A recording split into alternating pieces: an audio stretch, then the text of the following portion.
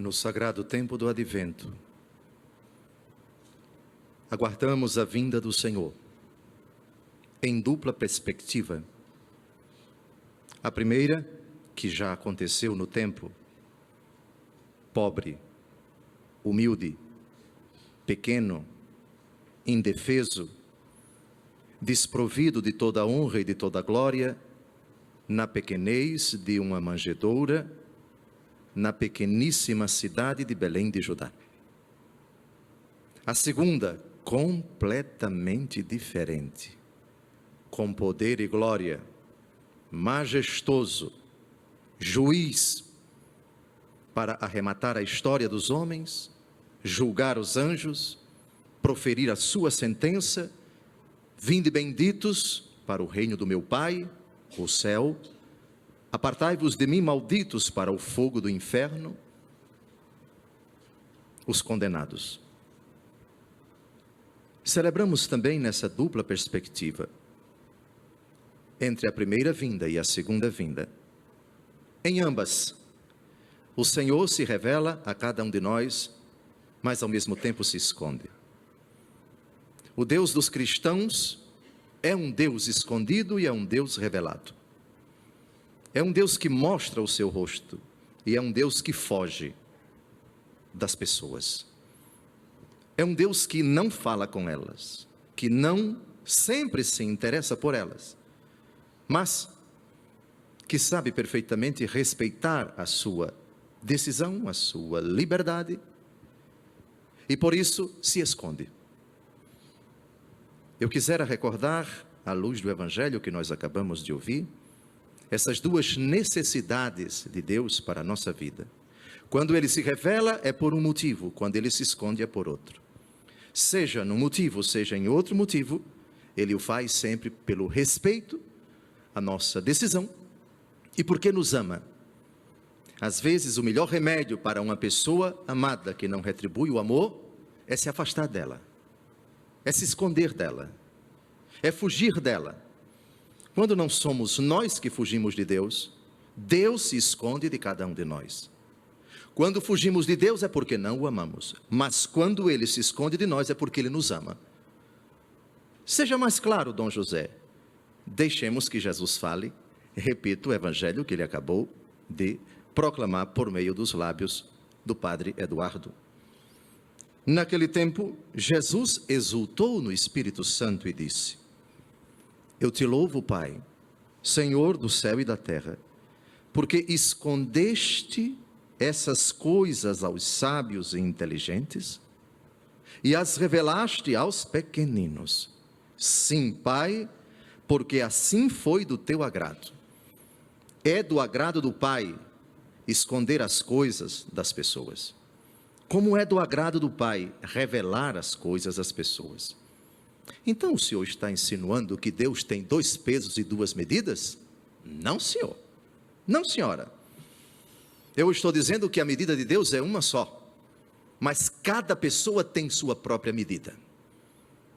Cada cabeça é um mundo, lembram desse ditado popular? Cada coração é um universo abrangente e insondável. E Deus considera o receptor ou o rejeitador. Quando é que Deus se revela e quando é que Deus se esconde? Deus é um só, não muda. O que muda é a capacidade do homem de aceitá-lo ou de rejeitá-lo. E quando isso acontece, Deus simplesmente respeita a decisão do homem. Escondeste essas coisas aos sábios e inteligentes. O segredo da frase está aqui. E as revelaste a quem? Aos pequeninos. Nós temos a capacidade de nos tornarmos pequenos. Aqui não é nem pequeno, aqui é um superlativo. Pequenino é desse tamanhinho.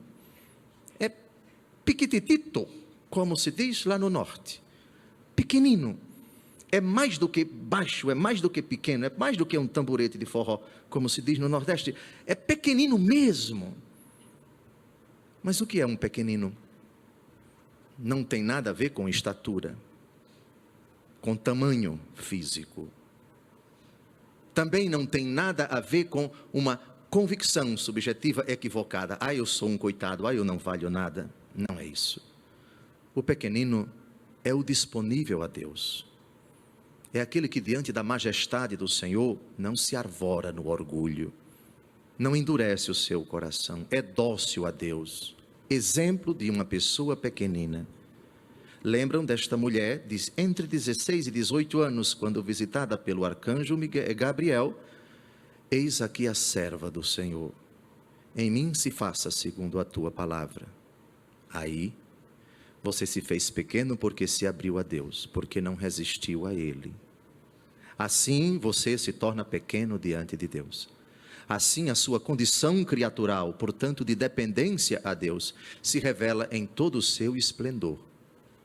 Não encontrando resistência, o Senhor então vem até este coração, entra, habita, e para usarmos a palavra de Jesus em Apocalipse capítulo 3, versículo 20, eu estou à porta e bato, se alguém abrir, entrarei e cearemos juntos, eu com ele e ele comigo.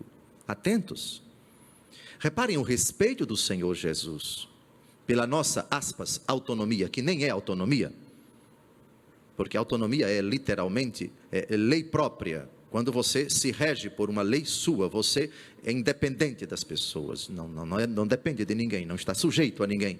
Mas nós não somos autônomos em absoluto, porque o nomos, a lei do cristão, é a lei de Deus.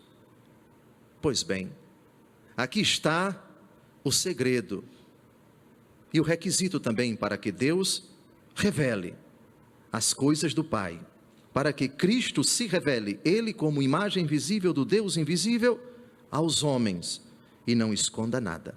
Lembram da frase de Jesus? Já não vos chamo de servos, porque o servo não sabe o que faz o seu Senhor.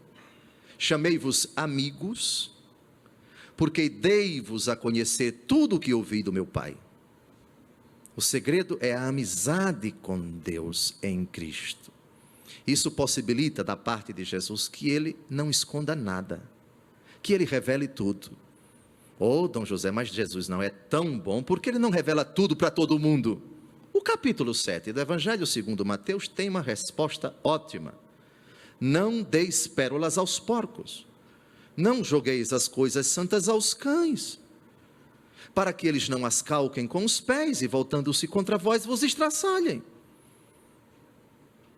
Revelar as coisas. Vocês já tiveram a experiência tiveram a notícia maravilhosa, estão encantados, explodindo de alegria e decidem contar a notícia para uma pessoa que não gosta de você, que não suporta você, e a reação dela é com uma frieza tremenda, às vezes reage até com ironia, com deboche. Infeliz das costas ocas, mal empregada a hora que eu disse essa notícia. Tome, aprendeu, bem feito. Há determinadas coisas que não convém dizer para certas pessoas, porque elas não sabem reconhecer, não sabem valorizar, ironizam, debocham, ridicularizam, escarnecem. Faça-me o favor. Deus age da mesma forma. Quando Dom José está no Evangelho. Eu te louvo, Pai, Senhor do céu e da terra, porque escondeste essas coisas aos sábios e inteligentes.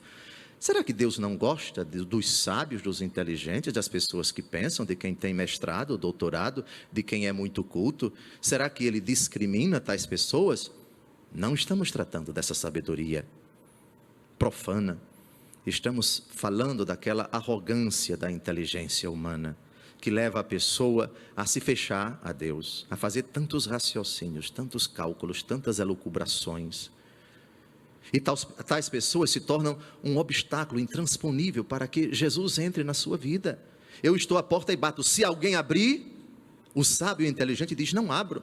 Evangelho não é coisa de gente inteligente, cristianismo não é coisa racional, dobrar os meus joelhos, rezar, abrir a Bíblia, me ajoelhar diante do Santíssimo, participar da missa, isso é coisa de gente ignorante, etc. Aí o Senhor se esconde dessas pessoas, mas se esconde porque ama essas pessoas, para que elas deem um pouquinho murro em ponta de faca, para que quebrem a cara, como o filho pródigo, lembram? Dá-me a parte da herança que me cabe. Infeliz. O pai em silêncio respeita a decisão do filho, reparte a herança, entrega a parte que lhe cabe, e o filho parte, vai aprender na pocilga, bem feito. Isso também é prova de amor do Pai, quando Ele silencia, quando Ele não fala, quando Ele não diz uma palavra, quando Ele fecha as portas do céu, não faz nenhum milagre, não dá nenhum sinal, isso também é prova de amor. Fecha, Senhor, as portas do céu. Cala-te, Senhor, diante de tais pessoas. Esconde-te, Senhor, dessas pessoas, por amor, para que elas aprendam de outra forma, já que não querem se revelar pequenas, na sua sabedoria estulta, na sua inteligência ridícula, que elas apanhem por amor, para que prostradas, humilhadas, desmoralizadas, elas rendam glória a Deus e aprendam que Deus só se revela aos pequenos, porque assim, Pai, foi do teu agrado. E mais, ninguém conhece quem é o Pai a não ser o Filho, ninguém conhece quem é o Filho a não ser o Pai, e só conhece o Pai, o Filho e aquele a quem o Filho o quiser revelar. E o Filho só quer revelar o Pai a quem é pequeno. Exemplo de pequenez, dentre tantas, Maria Santíssima. Mas vejam, felizes os olhos que veem o que vós vedes. Mas enxergar aqui o Cristo com um coração pequenino. Essa é a condição. Caso contrário, não vai enxergar, ainda que esteja na missa, bem celebrada pelo Padre Eduardo, enfim, na dureza do coração, não enxerga o santo sacrifício, não enxerga Deus falando, enxerga apenas um rito. É uma coisa horrível. Não, eu estou enxergando a missa. Não é com os olhos, por favor. Não é com os olhos, é com o coração. Enxergue o Senhor lhe falando, enxergue este broto, este rebento de uma flor que nasce do tronco de Jessé. Reparem como Jesus, na profecia de Isaías, na primeira leitura de hoje, é descrito como um rebento. Vocês sabem o que é o rebento numa planta? É um brotinho desse tamanho, você não dá nada por ele, e dele vai nascendo aquele ramo tão humilde, tão tenro, e depois ele se torna uma folhagem muito bonita. Pois bem, eis aquele que vem broto, eis aquele que vem escondido, eis aquele que vem pretendendo se revelar apenas aos pequeninos. Nele repousa o espírito dos 7 dons, sabedoria e discernimento, conselho, fortaleza, ciência, temor do Senhor e piedade. Vem trazer um mundo de justiça e de paz, vem renovar a face da terra, vem trazer uma ordem justa para os homens pacíficos, justiça para os humildes, vai fustigar a terra com a força de sua palavra. O lobo e o cordeiro viverão juntos, o leopardo deitar-se-á ao lado do cabrito, o bezerro e o leão comerão juntos, uma criança poderá tangê-los, ela colocará a mão na toca da serpente e não será atingida. Uma imagem não idílica, mas eu diria poética, da situação, da condição da humanidade com a aceitação da vinda do Filho do Homem, que nós esperamos na liturgia da igreja, no Santo Natal, e com poder e glória, quando Ele desfechará a história da humanidade. Nos seus dias, a justiça florirá e paz em abundância para sempre. Nós aguardamos este momento. Nós, na nossa indigência, esperamos a libertação que suplicamos nesta missa. Ao pobre que ninguém quer ajudar, o Senhor lança o seu olhar de ternura, a sua solicitude. Tende pena, Senhor, da nossa indigência, da nossa infelicidade. A vida dos humildes, nós vos suplicamos, salvai. Senhor, seja bendito o vosso nome para sempre. Que todos os povos sejam em vós abençoados.